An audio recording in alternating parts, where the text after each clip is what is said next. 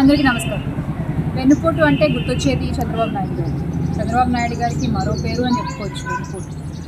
మరి ఈసారి జరిగిన సంవత్సరం క్రితం జరిగిన ఎలక్షన్స్లో ఈ రాష్ట్ర ప్రజలందరినీ ఆయన చెప్పినటువంటి అబద్ధపు మాటలతో ఎంతలా వెన్నుపోటు పొడిచారో మనందరం సంవత్సరం నుంచి చూస్తూనే ఉన్నాం. అధికారంలోకి వచ్చి సంవత్సరం గడిచిపోయినా ఒక హామీ నెరవేర్చలేదు, ఒక పథకం అమలుపరచలేదు. కనీసం నిరుద్యోగ భృతి అన్నారు, అది కూడా ఇవ్వలేదు. మహిళలకి గ్యాస్ సిలిండర్లు అన్నారు, అది కూడా ఇవ్వలేదు. వృద్ధుల పింఛన్లలో మళ్ళీ కోతలు. రైతులు సంతోషంగా లేరు, మహిళలు సంతోషంగా లేరు, మహిళలకి భద్రత లేదు. సో ఇన్ని రకాలుగా రాష్ట్ర ప్రజలందరూ కూడా ఒక అంధకారంలో ఉన్నటువంటి పరిస్థితి.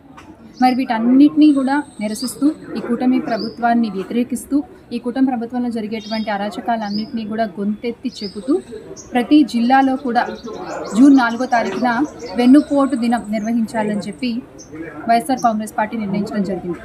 మరి ప్రతి కార్యకర్త కూడా మీ జిల్లాలో జరిగేటువంటి ఈ వెన్నుపోటు దినంలో పాల్గొని సంబంధిత అధికారులకు వినతి పత్రాలు అందించాలి అని మనస్ఫూర్తిగా కోరుకుంటున్నాను. జై జగన్, జోహార్.